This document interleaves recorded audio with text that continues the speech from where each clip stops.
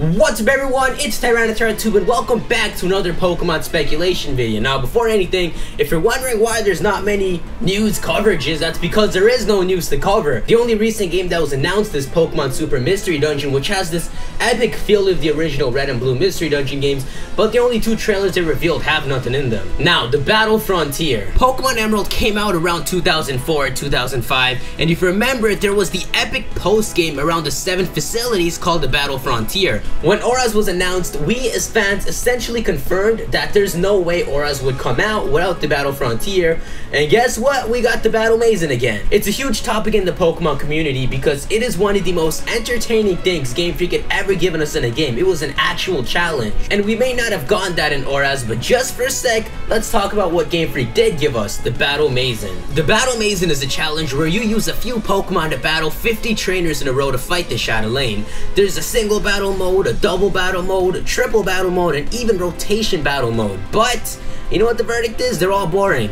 And that's coming from someone who sat there for weeks beating all 4 of them. And then there's a renowned Battle Frontier that Pokemon Emerald showed us. The Battle Frontier consisted of 7 facilities. To me, it was almost like a challenge above the Pokemon League. You had to travel to each of the facilities, fight through waves of trainers under difficult challenges, then challenge the Frontier Brain to earn their badge. It was epic. First, you had the Battle Tower, which is essentially what the Battle Mazen cheaply ripped off of. In either single or double battles, you try to get as far as you could before losing, and when you compared with friends, that high score meant so much. You had the Battle Palace, where your Pokemon are challenged based off how much they trust you. You can't choose what moves they use, but the more they trusted you, the more they're bound to use the right move. And then you had my favorite, the Battle Factory, where you get to choose from 6 completely randomized Pokemon and learn to use them against your opponents. After each battle, you can blindly switch one of your Pokemon with your opponents, and even up until today, it is still one of my most favorite challenges. You had the Battle Pyramid, where you have to travel through a maze in a pitch dark room, avoiding difficult trainers and overleveled wild battles, finding hidden items, and trying to survive long enough to reach the top of the pyramid where you can challenge the brain. You had the Battle Dome, a tournament just like in Dragon Ball Z. You took your Pokemon into the tournament and tried to beat the preliminaries, the quarterfinals, semifinals, and final rounds until you can finally challenge the top of the bracket, the brain. And then you had the Battle Arena, a time-based challenge just like in Mega Man Battle Network, where you have 3 turns to fade the opponent's Pokemon. It's such a simple concept, yet so plentiful in enjoyment. And finally, you had the Battle Pike, my second favorite facility. It was a test of luck, where you start from one room with 3 paths and try to get to the end without losing. There's nearly 15 rooms, and after each choice, you either fight a tough trainer, get ambushed, leaving your Pokemon severely injured without even a battle, or get healed. It was extremely fun, but also crushed my dreams. While choosing your path, you can encounter wild battles against Pokemon that the Pike Queen owns, such as Milotic, and as a Pokemon I could never get, it hurt so bad but felt so good. It didn't feel good, by the way. Now let's go back to the Battle Mazen. It was a cheap rip-off of one of the original facilities that prioritized quantity over quality and focused on making the battles biased against you and thus longer lasting because they were harder to beat. But what Game Freak seems to be forgetting is that we're not playing these games for the satisfaction of beating it, but for the enjoyment you get out of it. If you ask me, there's not much to enjoy in the Battle Mazen, especially when it's the only thing left to do in your game. There's not much fun in going through 50 battles meant to be almost impossible again and again with no added twist. In an interview, Game Freak said that they didn't include the Battle Frontier because it'd be too challenging. No. You have no idea what challenging means, Game Freak. You're the same people that told us Mega Flygon was dropped because coming up with the design was too challenging. Look, Mega Flygon. It looks pretty good, huh? He seems to have a better understanding of drawing designs than your art team. I'm kidding, Game Freak, I love you. And that's why I'm giving the spotlight back to you, because there's a strong possibility that the Battle Frontier will be back.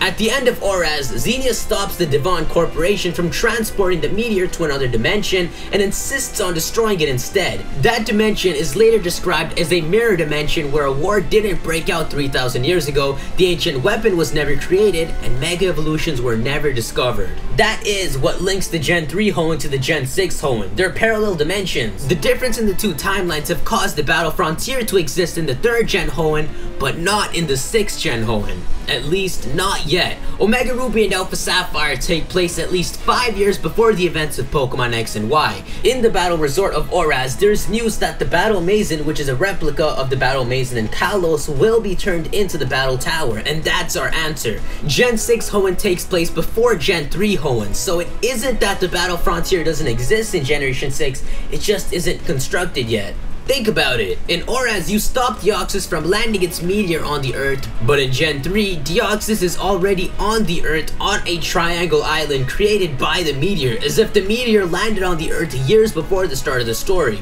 If X and Y take place 5 years after Oraz, you can only expect the inevitable X and Y sequels to take place after the Battle Resort has been constructed into the Battle Frontier. So when Game Freak announces Pokemon XY and YZ next year, you can consider the possibility of being able to travel to Hoenn's Battle Frontier in the post-game.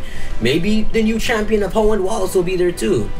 If you guys don't want any meteors to land on the Earth, believe in the Pico. Be sure to grab your Pico Sensei shirts. It's a slack cloth with beautiful angelic wings, and it says believe in the Pico. The prices dropped because this is more about spreading the belief in the Pico.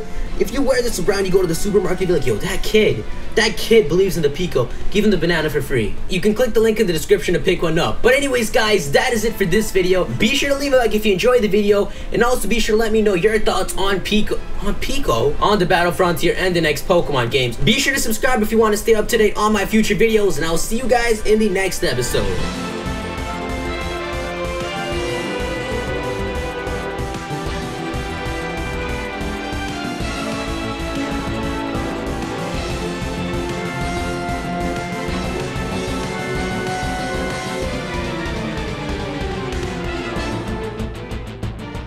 By the way, guys, if you do pick up a Pico shirt, be sure to tweet me an image of it. I love when you guys tweet me pictures of your and it's gonna be awesome.